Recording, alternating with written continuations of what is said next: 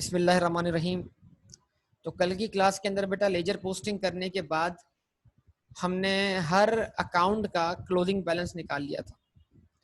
यानी at the end of the month हमारे पास cash कितना बचा हुआ है, at the end of the month हमारे पास बैंक बैलेंस कितना है, at the end of the month bank loan हमें हमारे ऊपर कुछ लायबिलिटी सेटल होने के बाद अब कितनी लायबिलिटीज जो सेटल होना बाकी हैं, सब अकाउंट्स के क्लोजिंग बैलेंस आ रहे थे।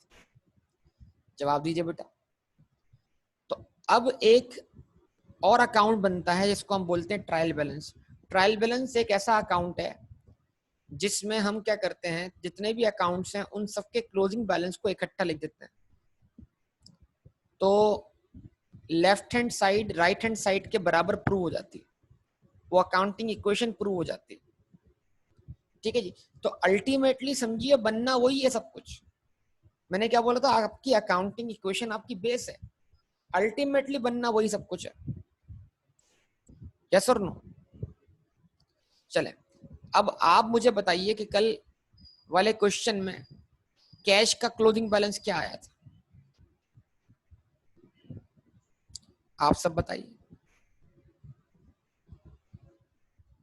है आपके पास लिखा हुआ? 50,000 पक्का कंफर्म? सब लोग बताइए। अच्छा, ये कैश का क्लोजिंग बैलेंस हमने क्लोज कहां किया था, डेबिट साइड पर या क्रेडिट साइड पर? इसको बैलेंस शीट ही कहां किया था, क्रेडिट साइड पर। लेकिन ये रिप्रेजेंट किसको कर रहा है, डेबिट साइड को या क्रेडिट साइड को? ये डेबिट बैलेंस है या क्रेडिट बैलेंस? इस बैलेंस को मैं डेबिट बैलेंस बोलूं या क्रेडिट बैलेंस बोलूं? इसको मैं डेबिट बैलेंस बोलूंगा, लेकिन ये क्लोज कहां पर होगा, क्रेडिट साइड पर, और रीओपन कहां पर होगा, डेबिट साइड पर। ये debit balance close credit side पे हो रहा है, इक्वेशन को बैलेंस करने के लिए, हिसाब पूरा करने के लिए। समझे बात को?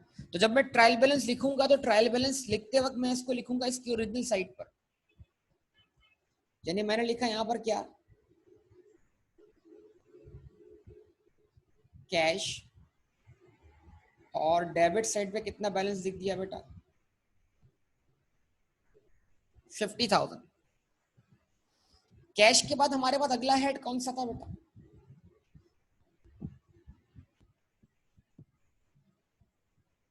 बताइए आप लोग। कैपिटल, सब लोग बोलिए। अच्छा, कैपिटल का बैलेंस क्लोज कहां हुआ था,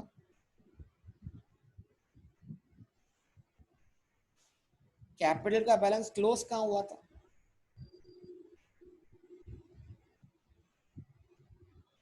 कैपिटल का बैलेंस 100,000 था, करेक्ट। क्लोज कहां हुआ था, क्लोज कहां हुआ था, डेबिट साइड पर। लेकिन वो रिप्रेजेंट किस चीज को कर रहा है,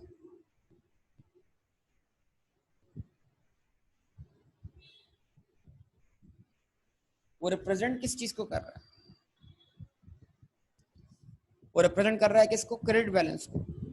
ऐसे ही है ना, कि वो बताना चाह रहा है कि क्रेडिट साइड इतने अमाउंट से ज्यादा है, डेबिट साइड इतने अमाउंट से शॉर्ट है। और अगले मंथ इसको रीओपन कहां करेंगे, जब सीडी होगा, सीडी होगा अपोजिट साइड पर, बीडी होगा ओरिजिनल साइड पर। कैरी किया है फिर ब्रॉट डाउन कर देंगे वापस ओरिजिनल साइड पर। ऐसे ही ये सारी बातें याद है सब लोगों को बेटा? तो इसका मतलब क्या, कैपिटल का जो ओरिजिनल बैलेंस है वो क्रेडिट बैलेंस है। तो अब जब आप ट्रायल बैलेंस लिखेंगे ना, तो ट्रायल बैलेंस के अंदर आप तमाम बैलेंसेस को लिखेंगे उनकी ओरिजिनल साइड पर। क्लोज हुए हैं वो अपोजिट साइड पर, लेकिन रीओपन होंगे वो ओरिजिनल साइड पर। ट्रायल बैलेंस में आएंगे वो कहां पर आएंगे, ट्रायल बैलेंस में वो ओरिजिनल साइड पर आएंगे। अब आप देख लें, कैश का बैलेंस 50,000 आपको दिख रहा है, कैपिटल का 1 लाख रुपए दिख रहा है, बैंक का बैलेंस क्लोजिंग बैलेंस 40,000 दिख रहा है, फर्नीचर का बैलेंस आपको 15,000 दिख रहा है, कंप्यूटर का बैलेंस आपको 60,000 दिख रहा है, रिमबैक्स कंप्यूटर लाइबिलिटी का बैलेंस आपको 60,000 दिख रहा है, बैंक लोन का बैलेंस आपको 80,000 दिख रहा है, व्हीकल का बैलेंस आपको 1,20,000 दिख रहा है, मोटर टाइम का बैलेंस आपको 45,000 दिख रहा है। अब ये सारे क्लोजिंग बैलेंस में एक जगह जमा करने जा रहा हूँ। जिनके पास ये पेज नहीं है तो वो स्क्रीनशॉट ले लें इसका, और फिर मुझे वहां पर बताते रहें। अब एक दफा देख लें क्योंकि ये हैवी पेज है, इसको लोड होने में टाइम लगता है। और जिनके पास ये पेज नहीं है वो स्क्रीनशॉट ले लें। और जब मैं अब पूछूं आप मुझे बताते रहिएगा, सही बताते रहेंगे सब लोग।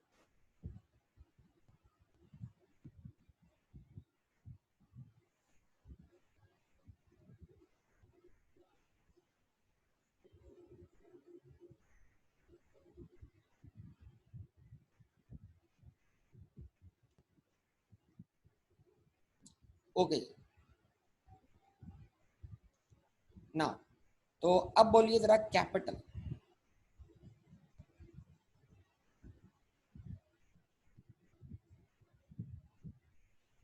कैपिटल का बैलेंस क्लोज हुआ था डेबिट साइड पर, रीओपन दोबारा अगले मंथ में कहाँ होगा, क्रेडिट साइड पर, लेकिन वो बैलेंस जो रिप्रेजेंट कर रहा है वो किसको रिप्रेजेंट कर रहा है, क्रेडिट साइड।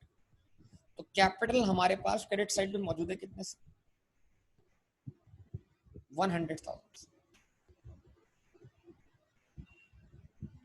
अच्छा जी, उसके बाद बैंक अकाउंट खुल गया। बैंक अकाउंट का क्लोजिंग बैलेंस बताइए।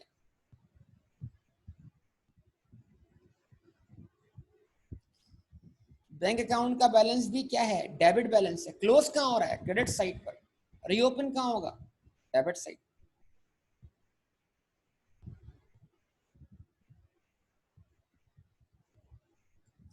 ठीक है जी।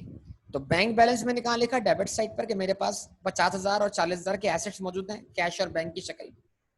एसेट की original side, left hand side. क्या मैं बैंक को क्रेडिट साइड पे लिख सकता हूँ,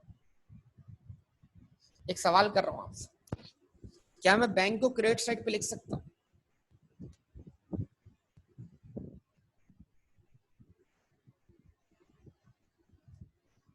क्या कोई गुंजाइश निकलती है बैंक को क्रेडिट साइड पे लिखने की? बैंक की खासियत है वो क्या है, बैंक वैसे तो एसेट है, लेकिन जब बैंक में मौजूद बैलेंस से ज्यादा पैसे खर्च हो जाए तो एक फैसिलिटी होती है ओवरड्राफ्ट। तो अगर बैंक ओवरड्राफ्ट बन जाए तो फिर वो क्या बन जाएगा, लायबिलिटी बन जाएगा। जब वो लायबिलिटी बन जाएगा तो फिर वो डेबिट साइड पे आएगा या क्रेडिट साइड पे आएगा?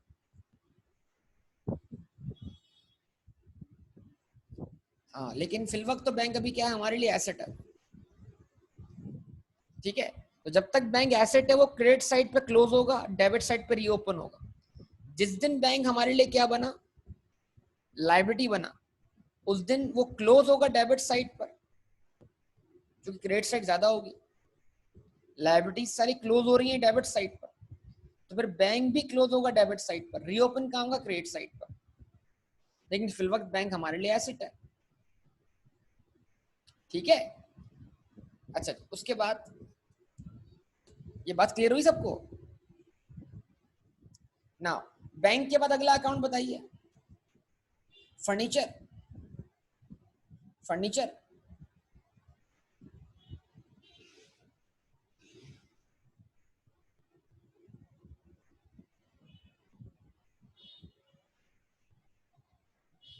फर्नीचर परचेज किया 15,000 का।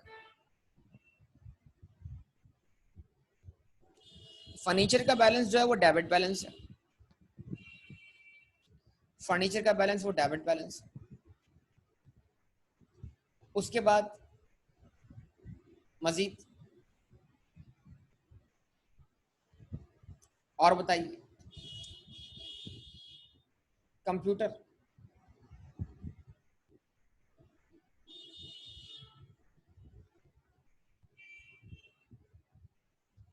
कंप्यूटर परचेज किया कितने का, 60,000 का। कंप्यूटर का बैलेंस, कंप्यूटर वैसे परचेज किया था 75 का, एक कंप्यूटर वापस किया, तो क्लोजिंग बैलेंस कंप्यूटर का कितना है, 60,000 है। वो क्लोज हुआ है क्रेडिट साइड पर, रिप्रेजेंट कर रहा है किसको, डेबिट साइड को। रीओपन हो जाएगा अगले मंथ दोबारा कहां पर, डेबिट साइड। आगे जनाब, उसके बाद रिम्बैक्स कंप्यूटर के नाम से एक अकाउंट है।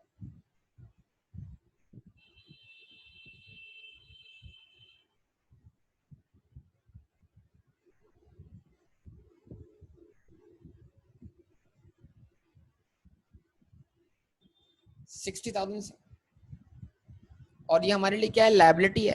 लायबिलिटी का बैलेंस कहां पर आएगा, क्रेडिट साइड पर आएगा। लायबिलिटी क्लोज कहां हो रही है, डेबिट साइड पर। रीओपन कहां पर होगी, क्रेडिट साइड पर। अकाउंट अगर आप देखें तो बैलेंस शीट कहां आ रहा है, डेबिट साइड पर आ रहा है। डेबिट साइड पे बैलेंस शीट आने का मतलब क्या है कि डेबिट साइड इतने से शॉर्ट है, क्रेडिट साइड इतने से क्या है, ज्यादा है। रिम्बैक्स कंप्यूटर लायबिलिटी है, कहाँ आएगा, क्रेडिट साइड पे बैलेंस आएगा। रिम्बैक्स कंप्यूटर के बाद क्या है, व्हीकल है।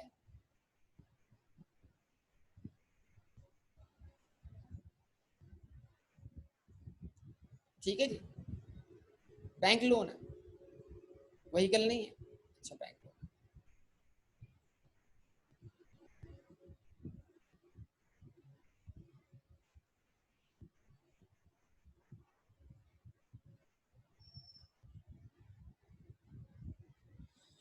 बैंक लोन लायबिलिटी है, उसका बैलेंस भी क्या है, क्रेडिट बैलेंस है।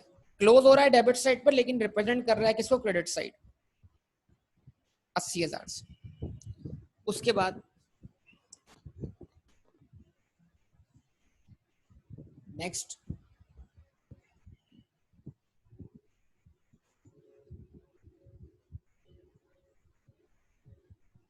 व्हीकल, व्हीकल एसेट है,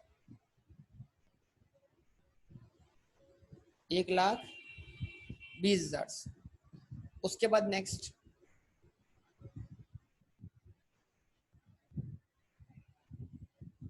उसके बाद बताइए नेक्स्ट क्या है, मोटर टाइम लायबिलिटी,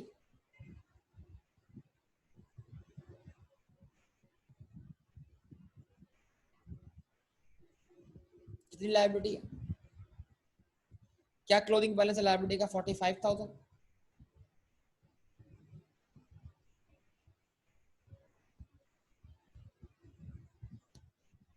ठीक है, हो गए तमाम चीजें मुकम्मल।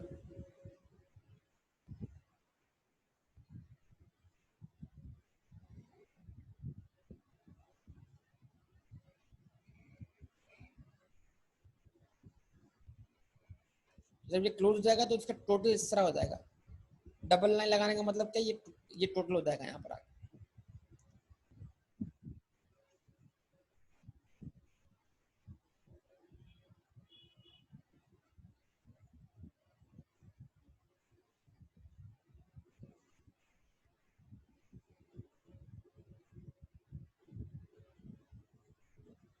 ठीक है जी, तो अगर आप टोटल देखें,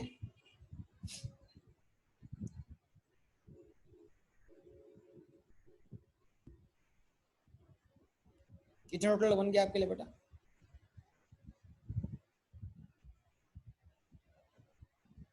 285,000। तो left hand side is equal to what, right hand side. तो ये क्या है, बिल्कुल ये अकाउंटिंग इक्वेशन वाला ही आंसर है, आपको अगर याद हो। जब हमने अकाउंटिंग इक्वेशन क्लोज की थी तो कैश का लेफ्ट हैंड साइड पे आंसर जो था वो क्या था, 50,000 था, बैंक का 40,000 था, फर्नीचर 15,000 था, कंप्यूटर 60 था, और व्हीकल 120 था। और राइट हैंड साइड पर कैपिटल था लाख रुपए से, रेमबैक्स कंप्यूटर था 80,000 से, बैंक लोन था 80,000 से, मोड टाइम लाइबिलिटी थी। तो ये आपके सामने प्रूव है, left hand side is equal to right hand side, ये ट्रायल बैलेंस जनरेट होगी। कोई मसला है इसमें, बताइए। तो अल्टीमेटली होगा वही जो हम वहां एक साथ परफॉर्म करके आए थे, लेकिन यहाँ, जी बिल्कुल हम इसको वेरीफाई करेंगे, लेकिन थोड़ा सा आगे चल के एक दो चीजें इसमें ऐड होंगी। वो क्या है, फौरी तौर पे हमारा आंसर अकाउंटिंग क्वेश्चन के बराबर नहीं आएगा, अभी तो आ गया है। इसलिए अभी इसलिए आ गया कि इसमें कोई रेवेन्यू और एक्सपेंस नहीं है। ठीक है, अकाउंटिंग इक्वेशन में रेवेन्यू और एक्सपेंसेस आपस में मैच होके प्रॉफिट बन चुके हैं। तो ट्रायल बैलेंस का जो आंसर है वो एग्जैक्टली अकाउंटिंग इक्वेशन के बराबर नहीं आएगा, इसलिए कि ट्रायल बैलेंस में रेवेन्यू और एक्सपेंसेस अलग अलग लिखे जाते हैं, और अकाउंटिंग इक्वेशन में रेवेन्यू और एक्सपेंसेस को आपस में मैच करके प्रॉफिट निकाल कर, वो प्रॉफिट का इफेक्ट इक्विटी पे ट्रांसफर हो चुका होता है। लेकिन ट्रायल बैलेंस के अंदर अभी ऐसा हुआ नहीं होता।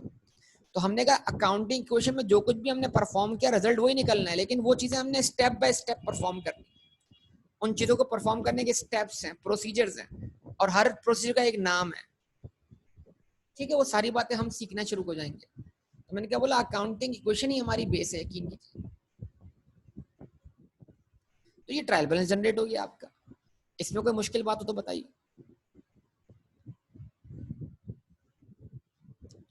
वैसे कोई था आप में से जिसने किताब में से ट्रायल बैलेंस देख लिया हो, मतलब कि ट्रायल बैलेंस क्या होता है, कैसे बनता है?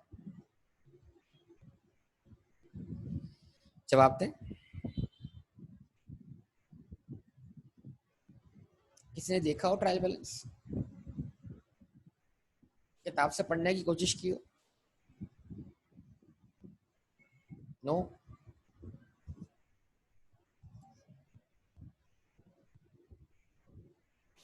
ठीक है बेटा, अगला सवाल शुरू करते हैं।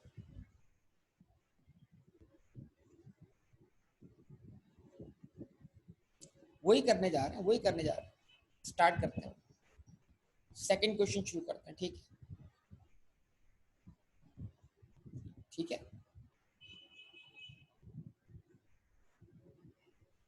ओके। एक मिनट जरा वेट कीजिएगा सब लोग,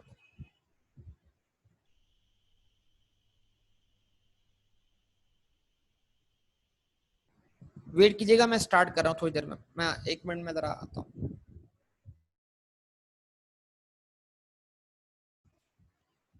जी जनाब।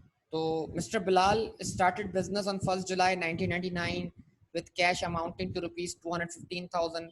तो वही बिजनेस शुरू हुआ 2,15,000 से। जरा बताइए आप में से कितने लोगों ने ये मिस्टर बिलाल वाला बनाया है, जर्नल लेजर के अंदर अकाउंट्स बनाए हैं। जर्नल लेजर एक बुक का नाम है, उस बुक के अंदर अकाउंट बनाया। तो क्या आप देख के बता सकते हैं कि कैश की कितनी ट्रांजेक्शन है, डेबिट साइड पे कितनी है और क्रेडिट साइड पे कितनी है? कैश की कितनी ट्रांजेक्शन है, डेबिट साइड पे कितनी है और क्रेडिट साइड पे कितनी है?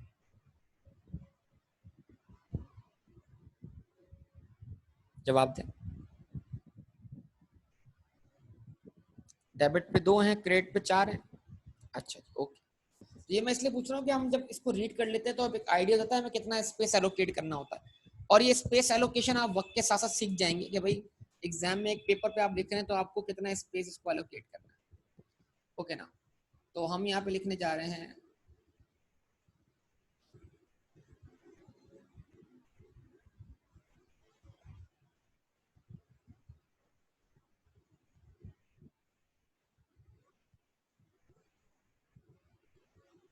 मिस्टर बिलाल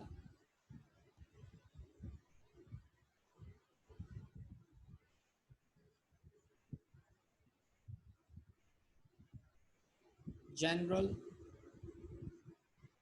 लेजर,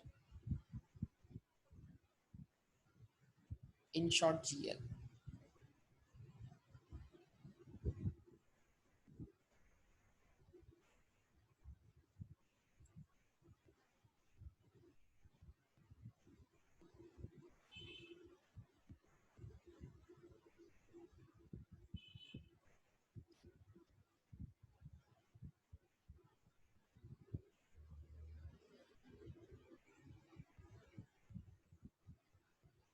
ठीक है, ये मैंने ओपन कर दिया अकाउंट किसका? कैश का।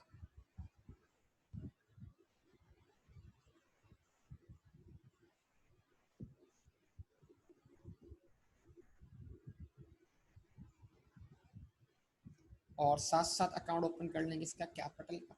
कैपिटल अकाउंट में कितनी ट्रांजेक्शन है बताइए?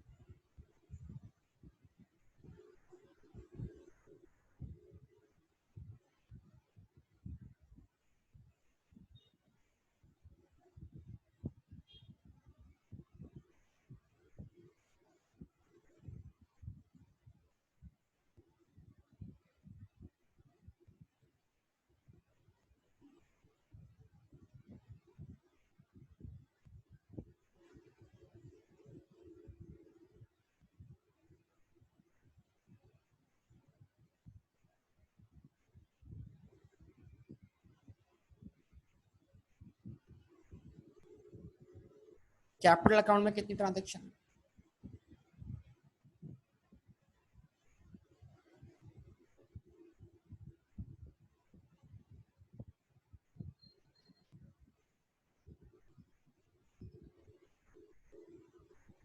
2 हैं, ओके ना।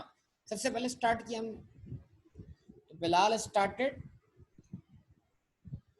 Business on 1 July 1999 with cash amounting to ₹215,000। तो कैश कहाँ डेबिट, कैश डेबिट करें कैश के अपने अकाउंट, कैश डेबिट 2,15,000। और कैपिटल क्रेडिट करें 2,15,000। ठीक है जी। 1 जुलाई को कैश के सामने रेफरेंस देने किसका बेटा?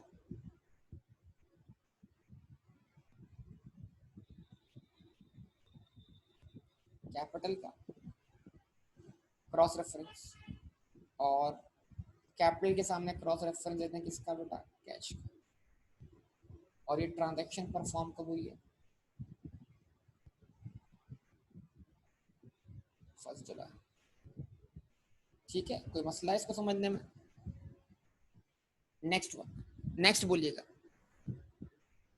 Bot computer on cash ₹60,000। क्या परचेज किया? कंप्यूटर परचेज किया ऑन कैश। क्या करेंगे आप? कंप्यूटर का अकाउंट ओपन करना है।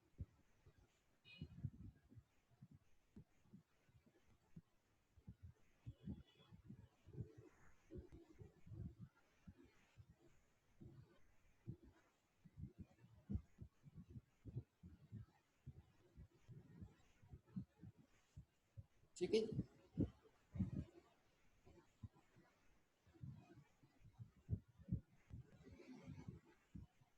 कंप्यूटर का अकाउंट ओपन कर लिया आप। तो कंप्यूटर के अकाउंट में आपको कितना अमाउंट ट्रांजैक्शन रिकॉर्ड करनी है? कंप्यूटर परचेज किया 60,000 का। एंट्री क्या बनी सर? एंट्री बनी कंप्यूटर अकाउंट डेबिट 60,000 से, और दूसरी एंट्री क्या बनी? कैश क्रेडिट 60,000 से। ये ट्रांजैक्शन कब परफॉर्म हुई? 4 जुलाई।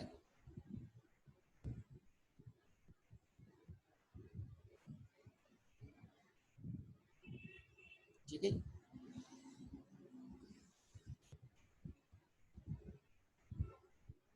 तो यहाँ पर क्रॉस रेफरेंसिंग कर दें। यहाँ पर रेफरेंस किसका आ गया? ये कैश खर्च हुआ है कंप्यूटर परचेज करने के लिए, यानी अगर कैश क्रेडिट हुआ तो उसके बदले कंप्यूटर डेबिट हुआ है।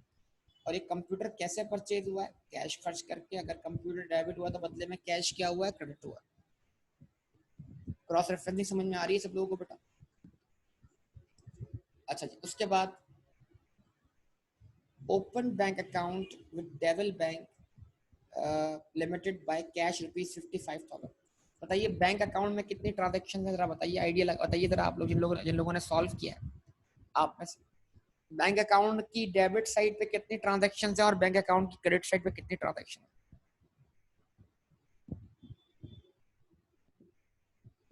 बताइए आप लोग। डेबिट पर 1 है, क्रेडिट पे 3 है। ओके, चलें देखते हैं।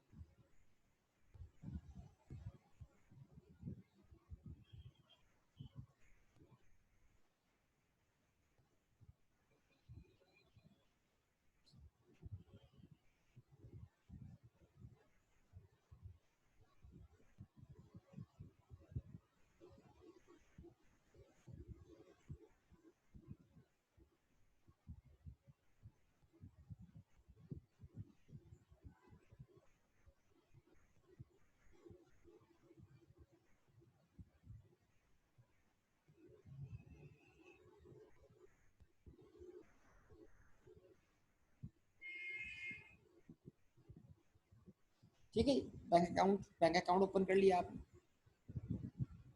अच्छा,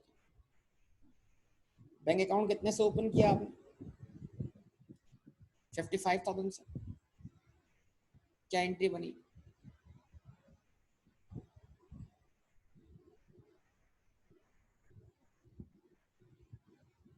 55,000 से बैंक अकाउंट क्या कर दिया? डेबिट कर दिया।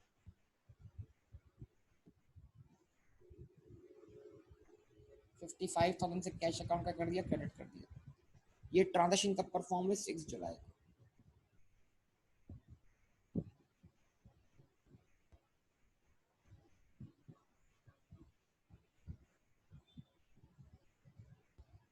ठीक है, यहाँ पे क्रॉस रेफरेंसिंग की। ये पैसे कहाँ गए?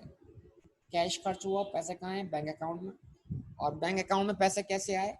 कैश से ट्रांसफर करके।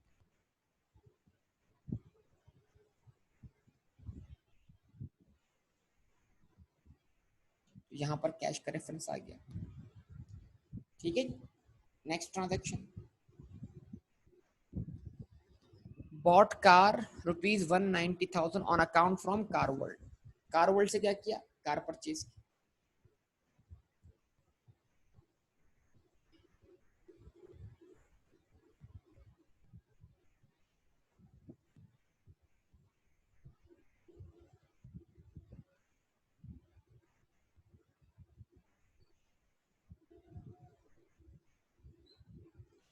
ये व्हीकल अकाउंट ओपन कर लिया मैंने।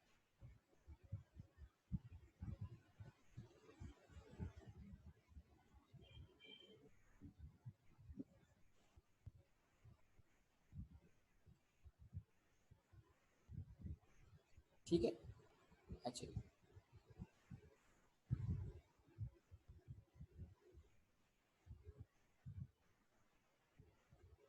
व्हीकल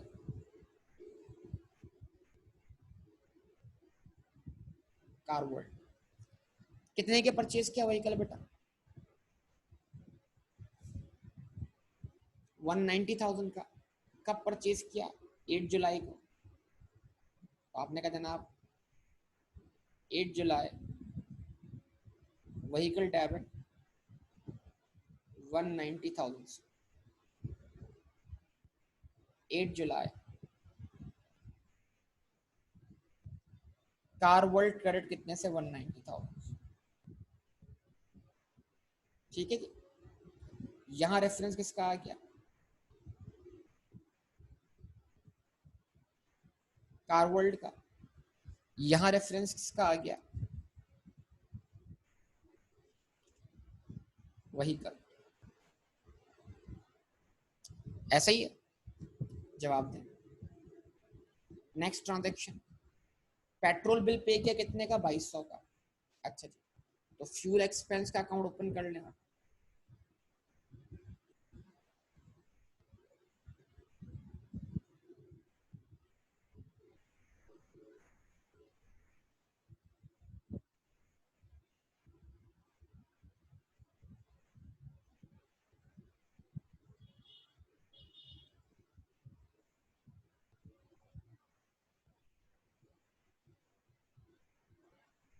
ठीक है जी, फ्यूल एक्सपेंस आपने क्या कर दिया, डेबिट कर दिया 2200 से,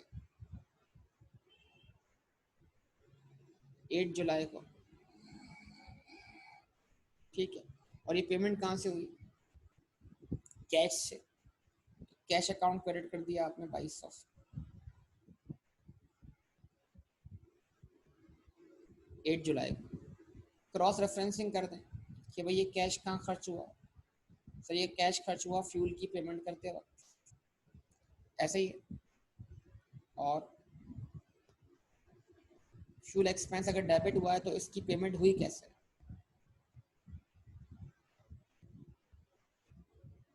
कैश खर्च करके। ठीक है, तो ये आपके सामने एक ट्रांजेक्शन सारी रिकॉर्ड हो रही है। चलेंगे आगे देखते हैं मजीद। नेक्स्ट देखिएगा, नेक्स्ट क्या है हमारे पास, विदड्रॉ कैश फ्रॉम बैंक ₹15,000। ठीक है जी, बैंक से कैश विदड्रॉ किया कितना, 15,000 रुपए। सही है, तो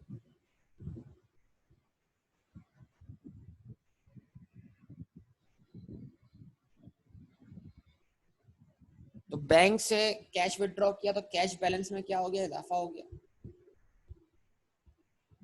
कैश डेबिट हुआ 15,000 से, और बैंक अकाउंट क्रेडिट हो गया कितने से, 15,000 से।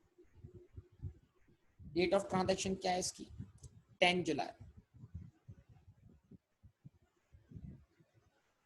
यहाँ लिखा आपने 10 जुलाई, और यहाँ भी आपने लिखा 10 जुलाई। क्रॉस रेफरेंसिंग, ये कैश इंक्रीज हुआ है, कैश डेबिट हुआ है, तो इसके बदले कुछ डिक्रीज हुआ होगा। ये पैसा कहाँ से आया, बैंक अकाउंट से। तो अगर कैश डेबिट हुआ है तो उसके बदले बैंक क्रेडिट हुआ, और अगर यहाँ पर बैंक क्रेडिट हुआ तो उसके बदले डेबिट क्या हुआ, कैश। अच्छा जी, उसके बाद next transaction, paid insurance premium by cheque insurance pay कर दिया, कितना 10,000 रुपए कब पे किया, 13 जुलाई को। ओके जी, तो पेमेंट जा रही है, पेमेंट कहाँ क्रेडिट करूँ?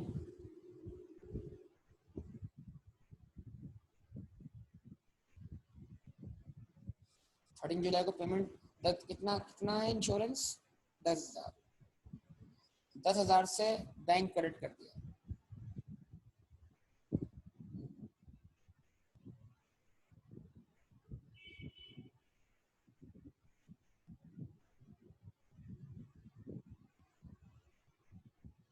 दस हजार से बैंक क्रेडिट, और एक नया अकाउंट ओपन करना है मुझे। वो नया अकाउंट किस नाम से ओपन करूँ?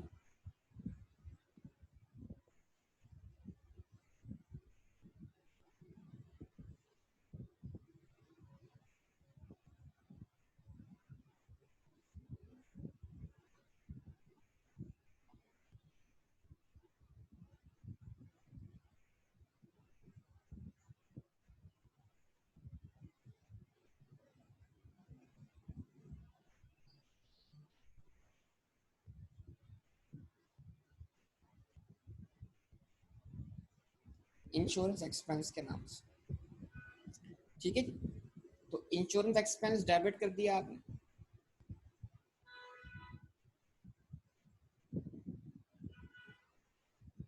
13 जुलाई को, कितने से, 10,000 से। 10,000 से इंश्योरेंस एक्सपेंस डेबिट, 10,000 से बैंक क्रेडिट। ये क्रॉस रेफरेंस यहाँ पर किसका आ गया, बैंक का। और वहां पर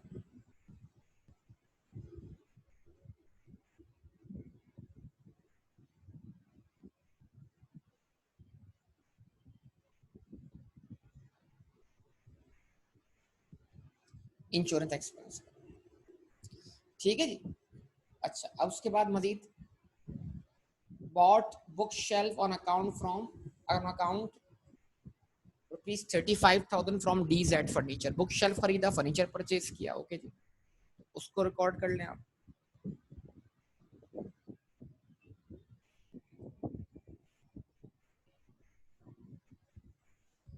अकाउंट ओपन कर लें फर्नीचर का आप।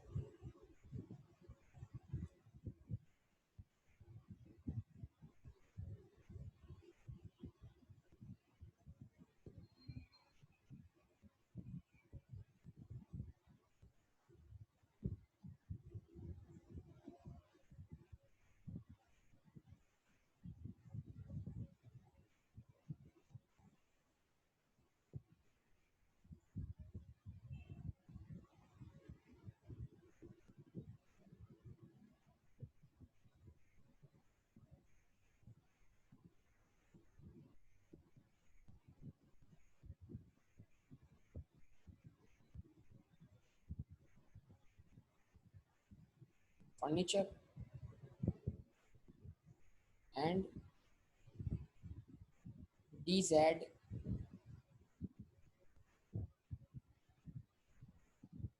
फर्नीचर्स, ठीक है जनाब। कितने का परचेज किया, 35,000 का। कब परचेज किया, 19 जुलाई को। तो आपने कहा जनाब 19 जुलाई को फर्नीचर अकाउंट डेबिट किया आपने 35,000 से, और 19 जुलाई को आपने DZ फर्नीचर के अकाउंट को क्रेडिट कर दिया, कितने से, 35,000। और क्रॉस रेफरेंसिंग कर दी, यहाँ रेफरेंस आया किसका, DZ फर्नीचर्स का, और यहाँ रेफरेंस आया किसका, फर्नीचर का, ठीक है। जवाब दें बेटा। उसके बाद next transaction, paid by cheque electricity bill ₹6,600। क्या पे किया, इलेक्ट्रिसिटी बिल पे कर दिया। इलेक्ट्रिसिटी बिल का अकाउंट ओपन कर लें,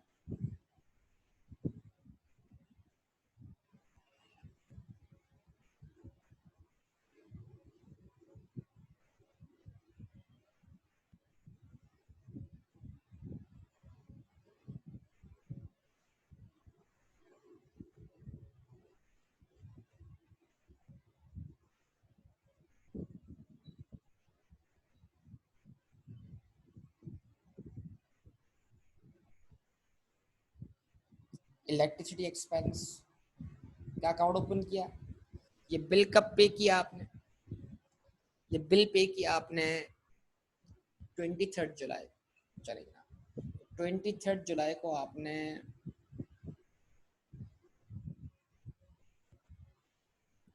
इलेक्ट्रिसिटी एक्सपेंस डेबिट किया। अमाउंट कितना है? 6600। तो इलेक्ट्रिसिटी एक्सपेंस डेबिट 6600 से। और पेमेंट कहाँ से हुई है इसकी? बैंक से। तो बैंक अकाउंट क्रेडिट कर दिया आपने 6600 से। ठीक है जी।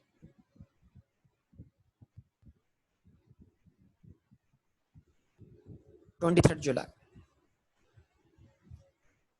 अच्छा जी, क्रॉस रेफरेंसिंग कर दें कि ये पेमेंट हुई है इलेक्ट्रिसिटी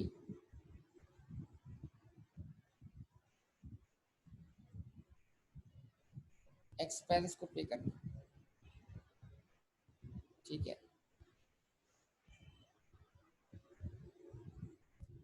और ये पेमेंट हुई कहाँ से है? बैंक से। तो 6600 से इलेक्ट्रिसिटी एक्सपेंस डेबिट हुआ, 6600 से बैंक अकाउंट क्या हो गया? क्रेडिट हो गया। Next transaction, paid by private cheque to Car World. Car World को 60,000 पे कर दिया, लेकिन बिजनेस के रिसोर्सेज से नहीं पे किया, बल्कि पर्सनल रिसोर्स से पे किया। तो कारवर्ल्ड की जो लायबिलिटी है वो 27 जुलाई को डेबिट हो जाएगी, लायबिलिटी में कमी आ जाएगी। तो हमने कहा जनाब 27 जुलाई कारवर्ल्ड डेबिट कितने से? 60,000 से। जो पेमेंट हुई है इसकी सोर्स क्या है? बिजनेस के रिसोर्सेज तो नहीं है। तो इफेक्ट कहाँ गया इसका? Capital account. तो आप क्या कर दें,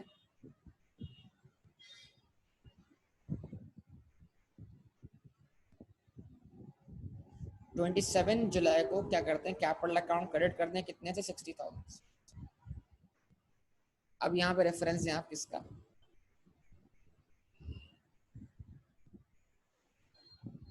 कारवर्ल्ड, और वहां रेफरेंस है आप किसका? कैपिटल। कि इस लायबिलिटी की पेमेंट को फाइनेंस करने के लिए हमें पैसा कहाँ से लाना पड़ा? घर से लाना पड़ा।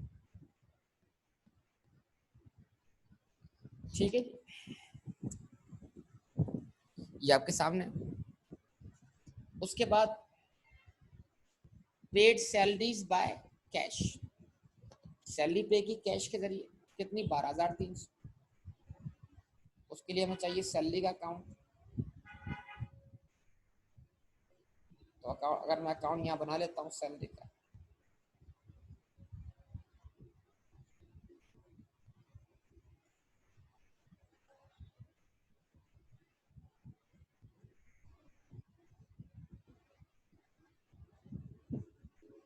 सैलरी एक्सपेंस के नाम से अकाउंट ओपन कर लिया हमने।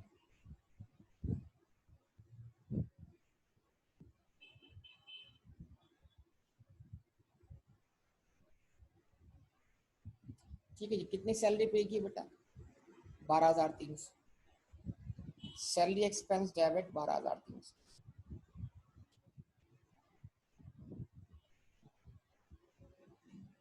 ठीक है जी।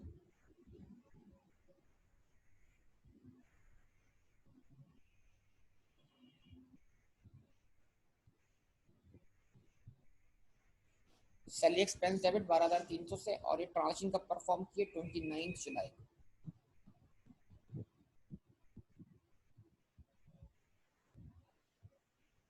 और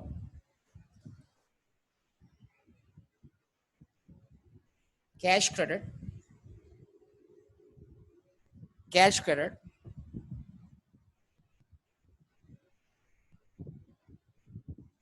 12,300 से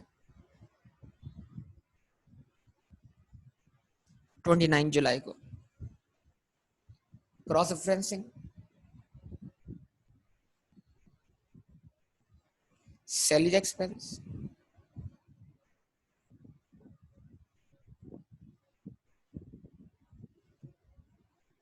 ठीक है जी। क्रॉस रेफरेंसिंग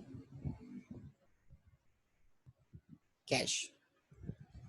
तो देखिए जनाब, सारी ट्रांजैक्शंस कंप्लीट हुई आपके सामने। जवाब दें। अब क्या करना है, अब इनको भी क्लोज करना है बेटा, क्लोज अकाउंट्स क्लोज करने हैं सारे, करें क्लोज अकाउंट। अच्छा अब ये बताइए, अब एक सवाल का जवाब दीजिए मुझे, ठीक है? वो सवाल का जवाब क्या है? एक फर्नीचर है, एक व्हीकल है, जो इस मंथ के एंड पर क्लोज हुआ है, क्या उस फर्नीचर को, उस व्हीकल को हम अगले मंथ में इस्तेमाल कर रहे होंगे?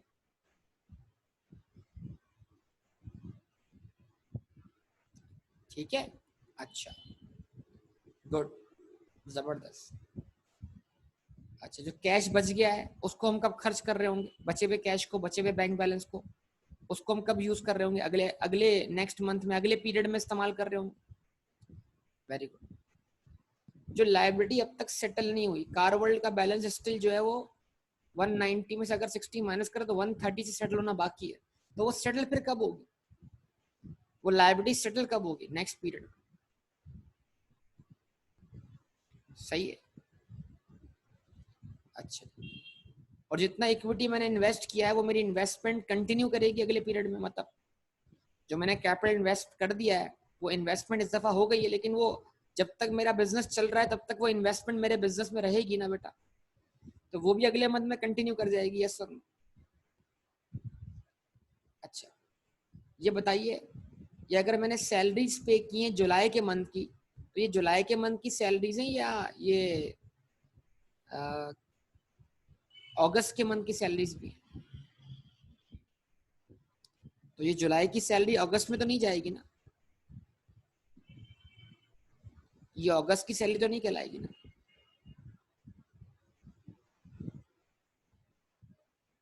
समझे बात या नहीं?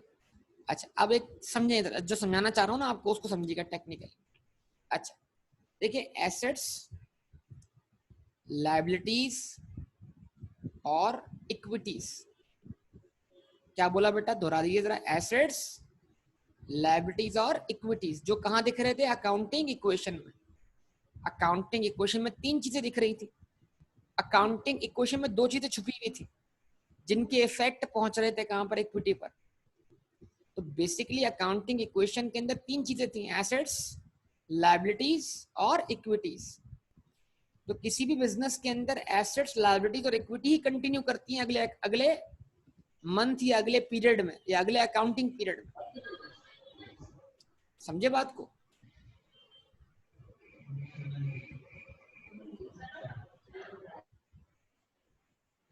बात समझे सब लोग?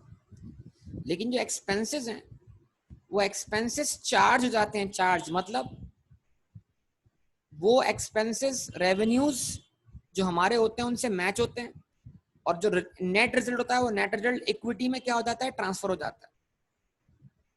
तो इसका मतलब क्या है? एक्सपेंसेस को हम चार्ज कर देते हैं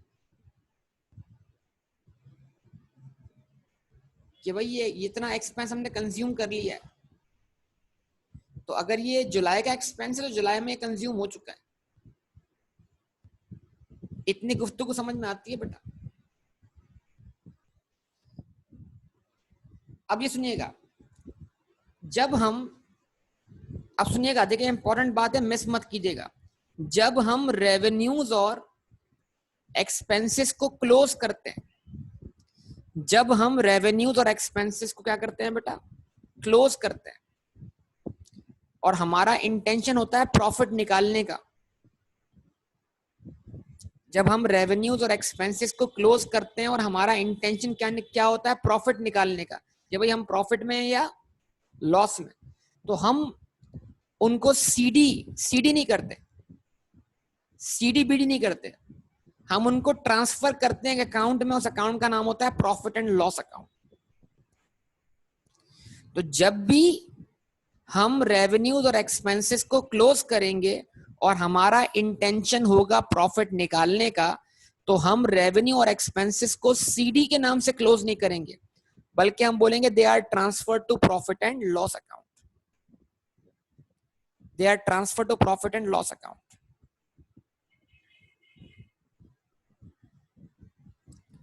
और अगर आपका फिलवक्त इंटेंशन नहीं है रेवेन्यूज और एक्सपेंसेस को मैच करने का या प्रॉफिट निकालने का, आप चाहते हैं आप 2 मंथ के रेवेन्यूज मिलाकर, 3 मंथ के रेवेन्यूज मिलाकर, 4 मंथ के रेवेन्यूज मिलाकर या पूरे 12 महीने के रेवेन्यूज मिलाकर आप क्या करें, अपना प्रॉफिट फाइंड करें। तो फिर आप भले रेवेन्यू को सीडी करें, अगले मंथ में बीडी करें और उसमें अगले मंथ का रेवेन्यू ऐड कर दें, वो 2 मंथ का रेवेन्यू बन जाएगा।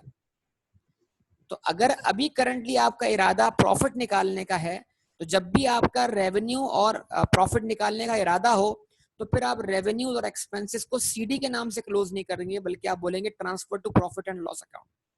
लेकिन अगर आपका इरादा प्रॉफिट निकालने का नहीं है, तो फिर आप इनको भी सीडी कर लें और अगले मंथ में बीडी कर लें, कोई इशू नहीं। तो क्या ये मेरी गुफ्तगू आपको समझ में आती है? मैं आपको दोनों प्रैक्टिस करके दिखा दूंगा,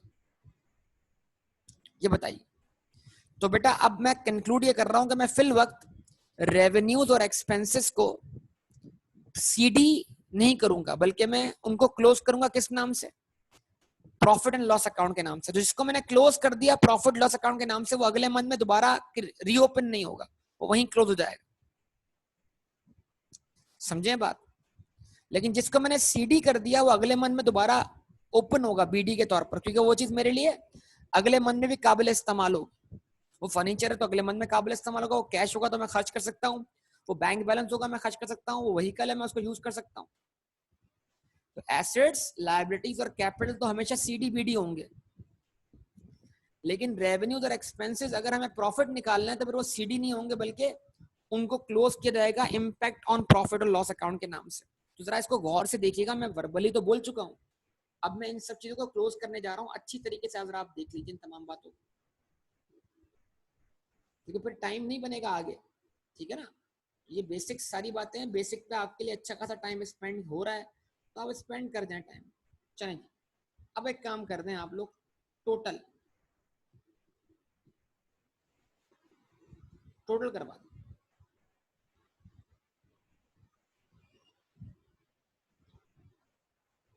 और ये लेफ्ट राइट हैंड साइड पे टोटल का लिए मैं जो बनाता हूँ ना, ये बिल्कुल पैरेलल बनेगा बिल्कुल। यानी हमारे पास 2,30,000 का कैश जनरेट हो, तो 2,30,000 का हिसाब दे दो बेटा। ये हिसाब कब कर रहे हैं हम? 31 जुलाई को। तो 31 जुलाई को कैश का बैलेंस सीडी टोटल मैंने वहां भी 2,30,000 लिख दिया। तो 2,30 minus 60 minus 55 minus 2,200 minus 12,300। Yes, कितना बचा आपके पास? 1,05,000।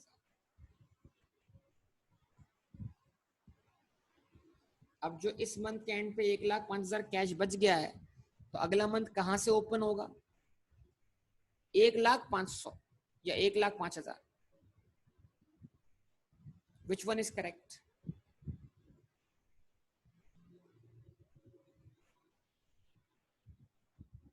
मेरे ख्याल से 500 वाला पॉइंट ठीक लग रहा है मुझे, 1,05,000।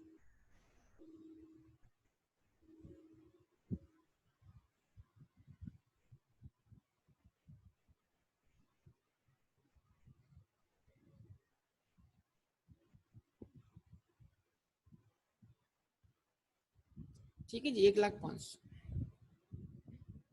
अच्छा, ये आपका बैलेंस हो गया। उसके बाद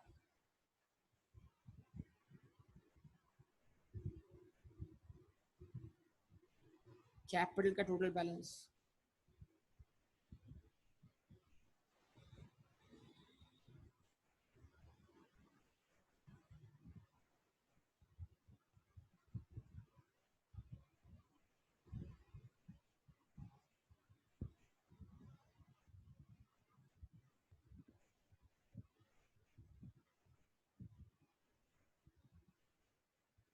कितना बेटा? 275,000।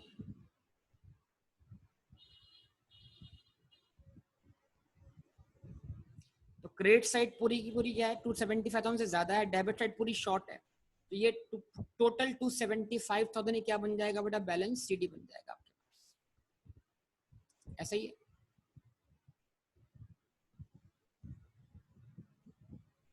तो आपने कहा 31 जुलाई बैलेंस सीडी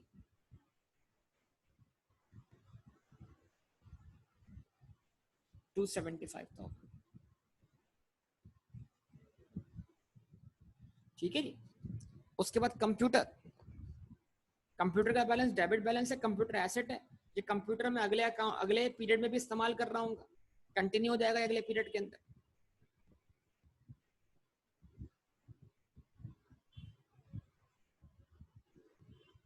तो 31 जुलाई को बैलेंस सीडी, अब चूंकि यहाँ पर एक ही ट्रांजेक्शन तो यही टोटल है और यही क्लोजिंग बैलेंस है, तो मैं अलग से टोटल नहीं करता, बल्कि मैं यही डबल लाइन लगा दूंगा। मतलब क्या होगा, यही बैलेंस टोटल के बराबर है और यही बैलेंस बैलेंस सीडी के बराबर है, ठीक है। जहां पर एक ट्रांजेक्शन हो बस वहीं आप उसको टोटल करते हैं। लेकिन जैसे कैपिटल में 215 और 60 दो ट्रांजेक्शन थी, तो मुझे सम करना पड़ा 275, फिर वहां क्लोज करना पड़ा 275, फिर नीचे उसका सम लिखना पड़ा, ठीक है। अच्छा जी, अब बताइए बैंक बैलेंस, सब बताइए बैंक बैलेंस।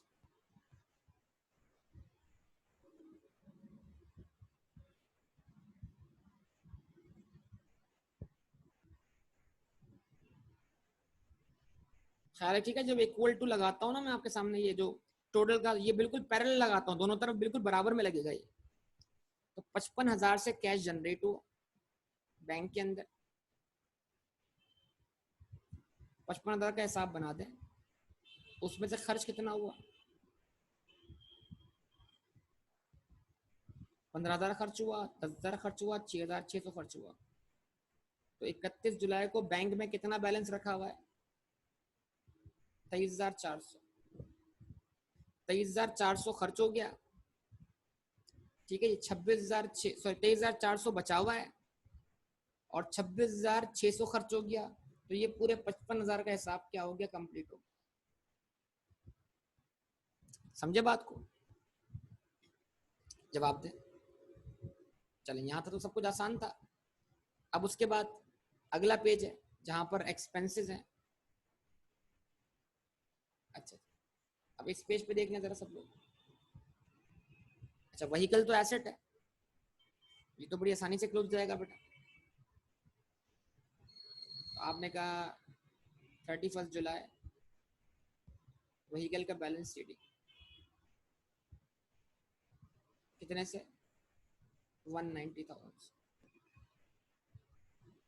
और चूंकि एक ही लाइन ट्रांजेक्शन थी तो यही टोटल है, यही बैलेंस शीट है। इस तरह इसको दो लाइन लगा के क्लोज कर। कार वर्ल्ड में ट्रांजेक्शन आपके पास हैं, तो कार वर्ल्ड के अंदर आपके पास एक ट्रांजेक्शन क्रेडिट साइड पर और एक डेबिट साइड पर, तो अब टोटल होगा इसका। तो कार वर्ल्ड का आप टोटल लिखें यहाँ पर,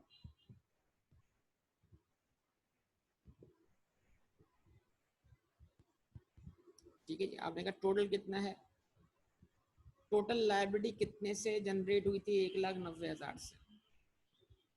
लायबिलिटी सेटल कितने से हुई, 60,000 से। तो आज 31 जुलाई को लायबिलिटी का बैलेंस कितना अवेलेबल है, 1,30,000। तो डेबिट साइड शो कर रही है 1,30,000 से लायबिलिटी सेटल होना बाकी है, क्लोजिंग बैलेंस, और 60,000 से सेटल हो चुकी है। तो टोटल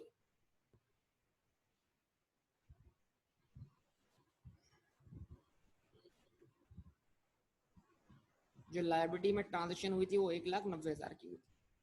चलिए, अब बहुत होशो हवास में रहने की जरूरत है। देखें, फ्यूल एक्सपेंस, तो क्लोज अगर वही बात है, कोई डेबिट बैलेंस होगा तो क्लोज कहां पर होगा, क्रेडिट साइड पर। लेकिन वही बात है, अगर मेरी इंटेंशन है, क्या इंटेंशन है, प्रॉफिट निकालने की, तो फिर मैं एक्सपेंसेस और रेवेन्यूज को किस नाम से क्लोज करूंगा, जवाब दीजिए। अभी बताया मैंने आप सबको, एक्सपेंसेस और रेवेन्यू को किस नाम से क्लोज करूंगा, profit and loss, profit and loss. इसको इस तरह लिखूंगा मैं, 31 जुलाई प्रॉफिट एंड लॉस अकाउंट,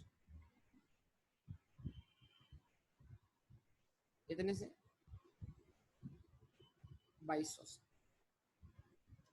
और ये भी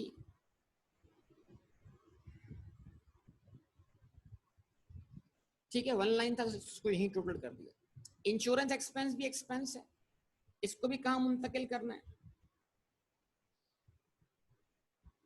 31 जुलाई transfer to profit and loss. लेकिन अगर मेरा अगले मंथ का मिलाकर प्रॉफिट निकालने का इरादा है तो फिर मैं इसको बैलेंस शीट ही करूँ। ठीक है, कितना कितना भेज दिया? 10,000।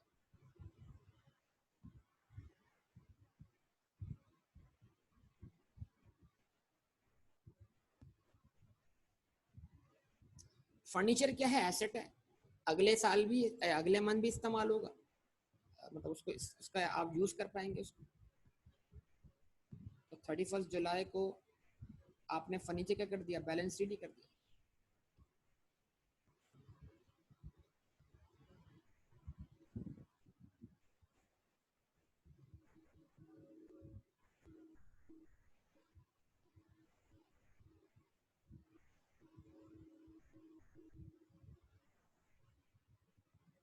$35,000। फर्नीचर तो प्रॉफिट लॉस में नहीं जाएगा ना, फर्नीचर तो एसेट है।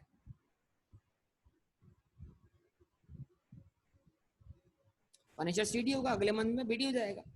लाइबिलिटी डीजेड फर्नीचर को पे करना बाकी है, तो अभी तक पे नहीं किया, अब कब पे करेंगे? आने वाले पीरियड में। तो ये लाइबिलिटी भी क्या हो जाएगी? सीडी हो जाएगी।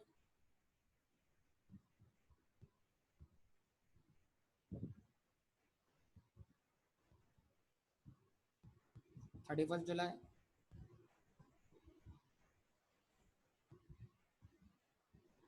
बैलेंस सीडी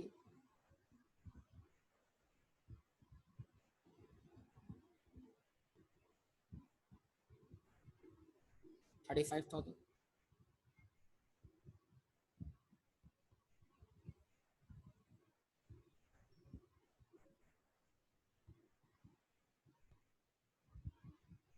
ठीक है जी, अब इलेक्ट्रिसिटी एक्सपेंस है, और अगर मुझे प्रॉफिट निकालना है तो मैं एक्सपेंस को किस नाम से क्लोज करूंगा?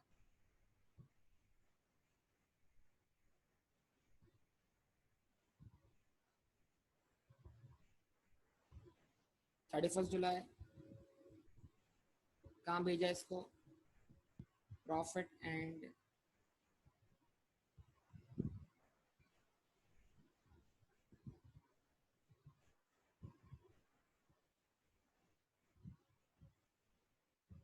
Loss account.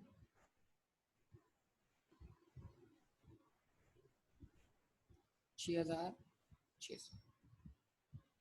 ठीक है जी, उसके बाद सैलरीज भी एक्सपेंस है, उसको भी कहाँ भेजा आपने?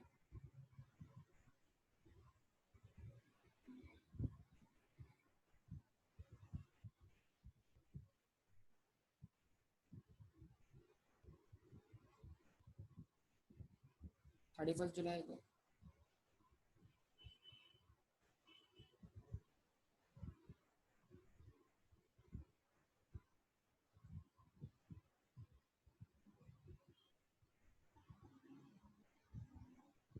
प्रॉफिट लॉस अकाउंट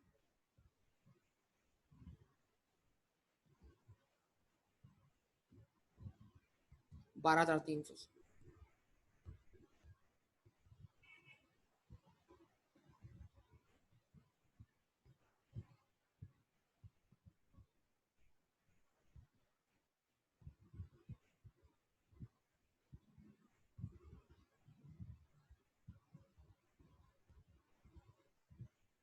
ठीक है,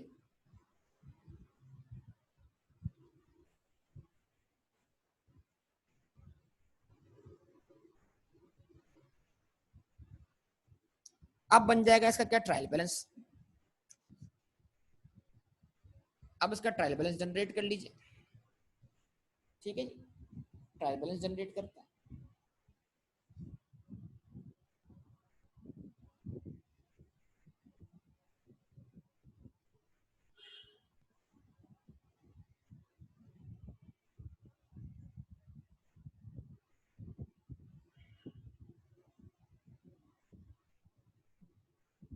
मिस्टर बिलाल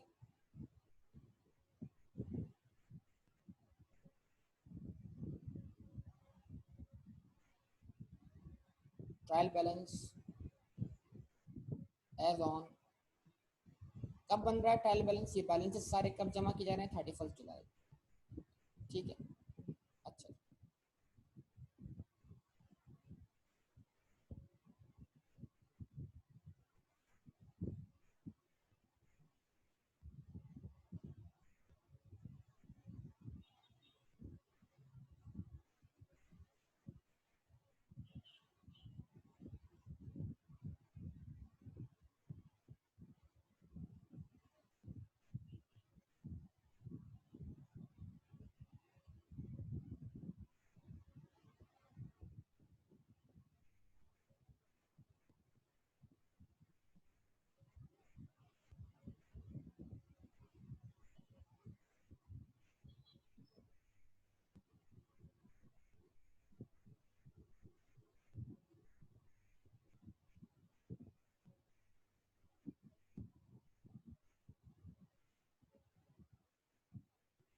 ठीक है जी, क्या लिखा आपने यहाँ पर?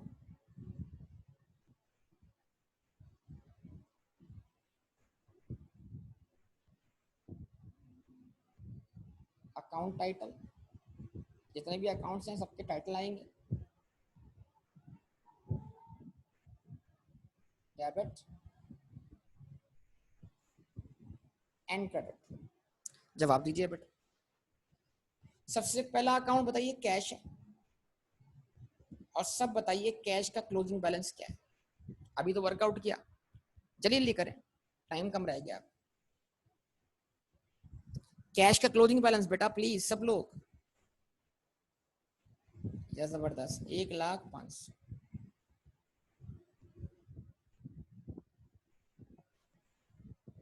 उसके बाद अगला हेड जो है वो कैपिटल है,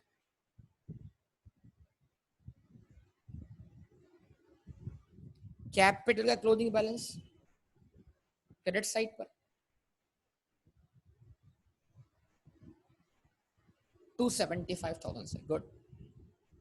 उसके बाद नेक्स्ट आपके पास क्या है, नेक्स्ट क्या है, कैपिटल के बाद क्या था आपके पास बताइए, क्या था 60,000 से, क्या था, टाइटल तो होगा ना उसका, कंप्यूटर था। कंप्यूटर क्रेडिट साइड पे जरूर था लेकिन वो क्लोज हुआ था बेटा, ओपन कहाँ होगा, डेबिट साइड पर तो है, तो ओरिजिनली वो डेबिट बैलेंस था, हम क्लोज क्रेडिट साइड पे हुआ है। ट्रायल बैलेंस में कहाँ लिखेंगे उसको, डेबिट साइड। कंप्यूटर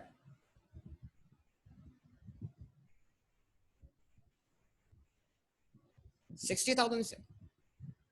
उसके बाद नेक्स्ट हेड कौन सा बताइए, बैंक 23,400 डेबिट बैलेंस। उसके बाद नेक्स्ट हेड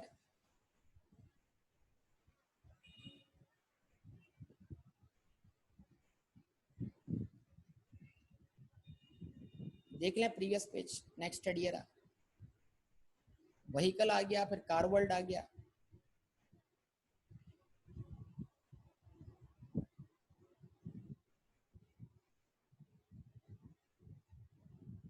व्हीकल एसेट है, एसेट का बैलेंस डेबिट बैलेंस, कितना बैलेंस डी है 1,90,000। कार वर्ल्ड लायबिलिटी है, कार वर्ल्ड का बैलेंस जो है वो क्रेडिट बैलेंस है, कहाँ लिखेंगे आप उसको, क्रेडिट साइड पर 1,30,000। ठीक है जी। अच्छा, अब उसके बाद क्या आ रहा है, फ्यूल एक्सपेंस आ रहा है। अब आप बताइए इसको कहाँ लिखूं मैं, फ्यूल एक्सपेंस।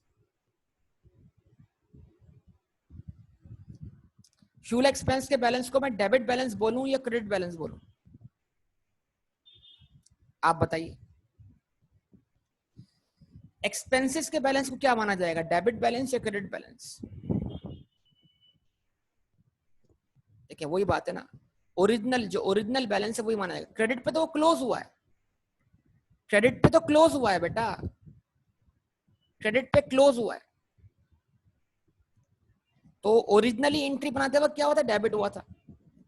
क्रेडिट पे वो क्लोज हुआ है, क्लोजिंग साइड में नहीं देखनी है आपने, आपने हमेशा ओरिजिनल साइड देखनी है। ठीक है, अब इसके लिए एक और लॉजिक भी है, वो लॉजिक क्या है, एक्सपेंसेस जो हैं वो इक्विटी को बढ़ाएंगे कम करेंगे? तो इक्विटी के कम होने वाला इफेक्ट कहां पर आना चाहिए? डेबिट साइड पे, क्रेडिट साइड पे। तो बस एक्सपेंसेस जो है वो इक्विटी की कमी को रिप्रेजेंट कर रहे हैं, तो इसको डेबिट पे लिखना चाहिए। कितने से? 2200 से।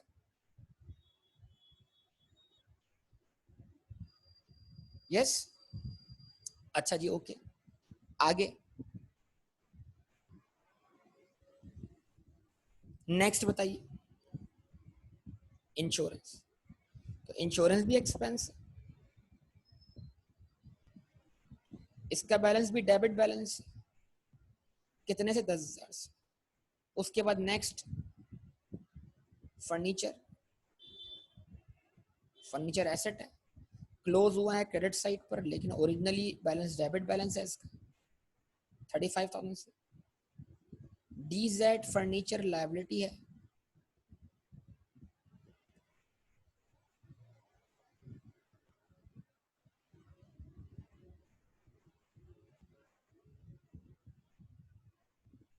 कितने से? 35,000। आगे बेटा बोलिएगा। अब क्या बचा? Electricity expense. एक्सपेंसेस का बैलेंस डेबिट बैलेंस कितने से? 6,600 से। और उसके बाद सैलरीज एक्सपेंस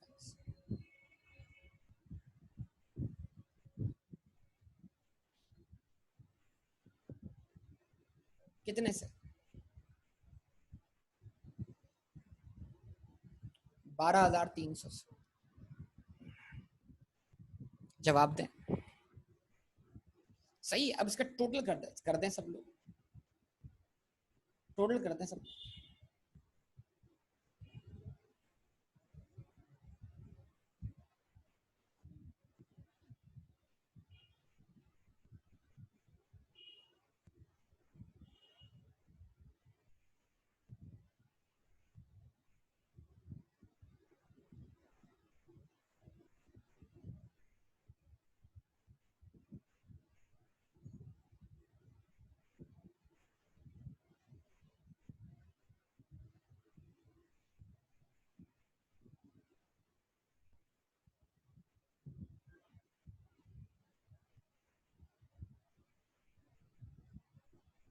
ठीक है, टोटल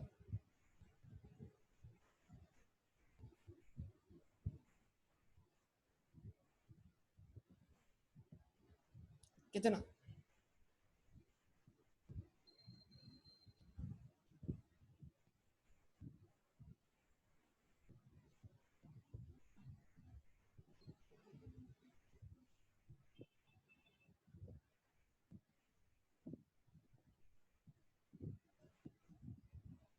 चार लाख 40,000। दोनों तरफ बराबर है।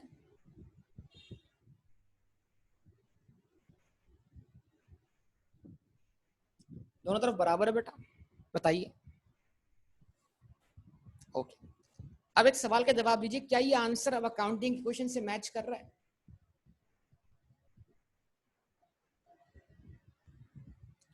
अकाउंटिंग इक्वेशन में हमारा इक्वेशन का आंसर क्या था टोटल? आखिर में चेक कर सकते हैं आप लोग।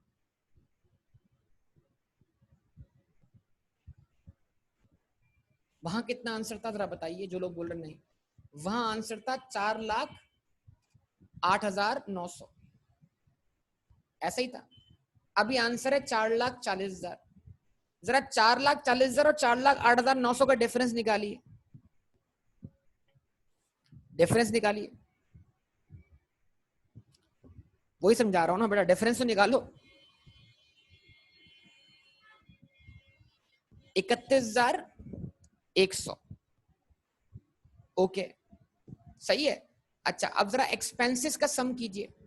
फ्यूल एक्सपेंस का सम कीजिए 2,200, इंश्योरेंस ऐड कीजिए 10,000, इलेक्ट्रिसिटी एक्सपेंस ऐड कीजिए 6,600, और सैलरी एक्सपेंस लिखिए, ऐड कीजिए 12,300। इन चार एक्सपेंस का सम देखिए। तो इन एक्सपेंस का सम भी 31,100 ही है। अब जरा सोचिए, अकाउंटिंग इक्वेशन में हमने इन एक्सपेंसेस को लेफ्ट हैंड साइड पे लिखा था या राइट हैंड साइड पे नेगेटिव लिखा था?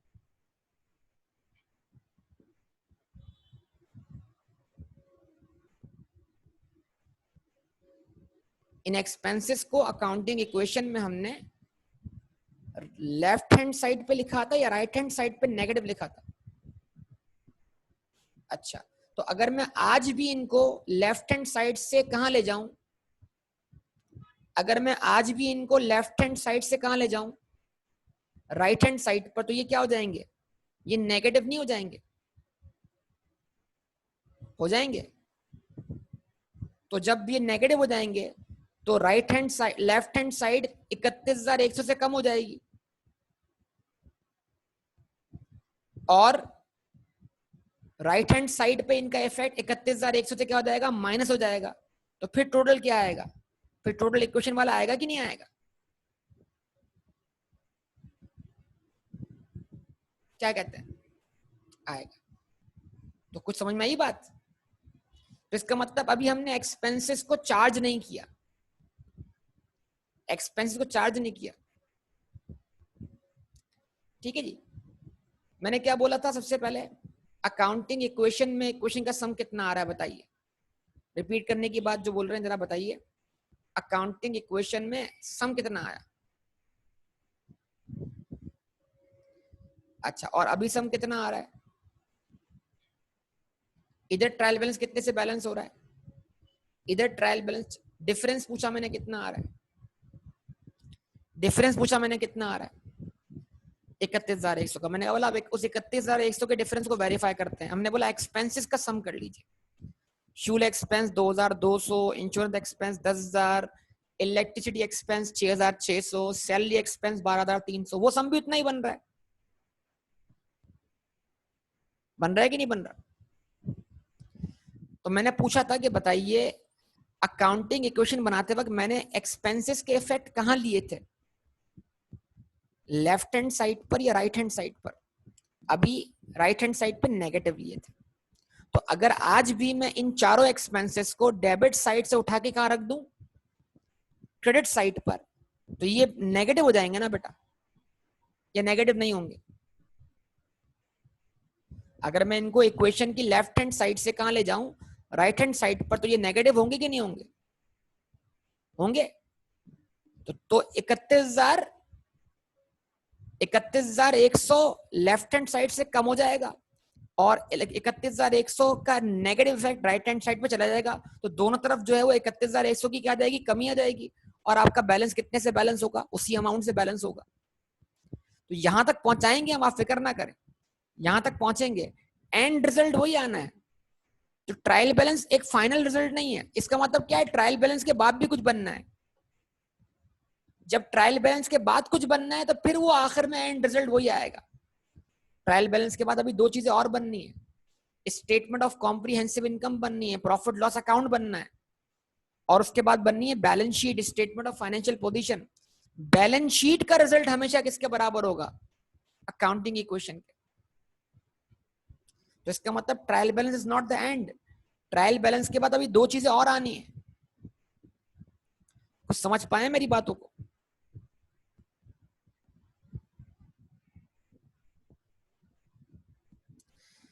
ठीक है जी।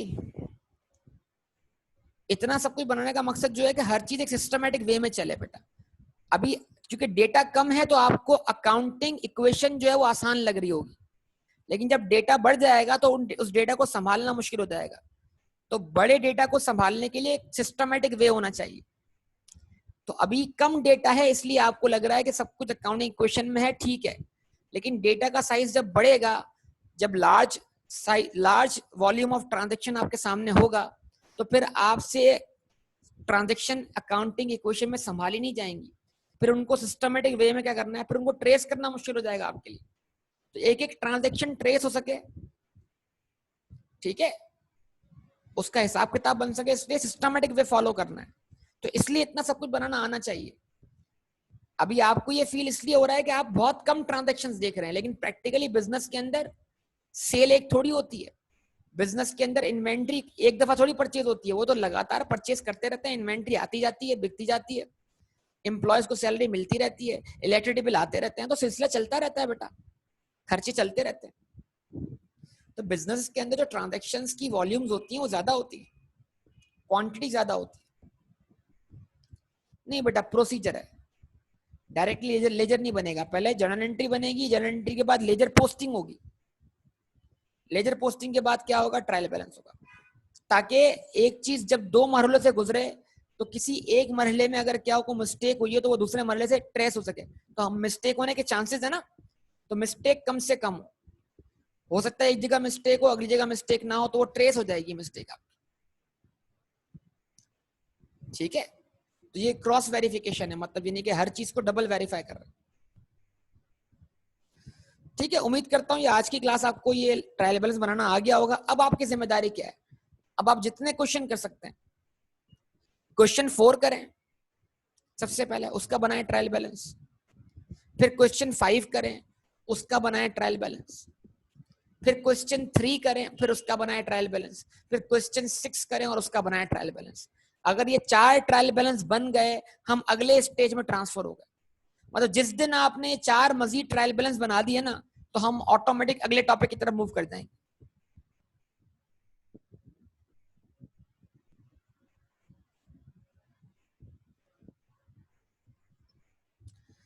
ठीक है, थोड़ी प्रैक्टिस की जरूरत है ऑब्वियसली, इसमें जल्दी करेंगे तो नुकसान होगा, लेकिन ये समझ लें एक क्लास और लें इसके अंदर आप, ताकि आपको समझ लगे, स्टिल क्यूरीज अराइज होंगी बहुत सारी।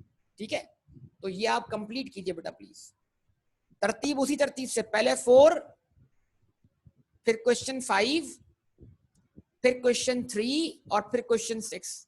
तरतीब नोट कर लें सब लोग, पहले 4 करना है, फिर 5 करना है, फिर 3 करना है, फिर 6 करना है, 4 5 3 6।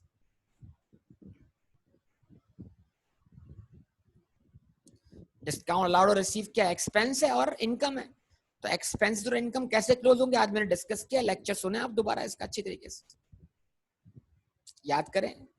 एक्सपेंसेस और रेवेन्यूज के क्लोज करने पे मैंने क्या बताया आपको, बिल्कुल प्रॉफिट लॉस बताया ना, तो आप पहचाने कि डिस्काउंट एक्सपेंस है, इनकम है, क्या है, उस हिसाब से उसको क्लोज करें।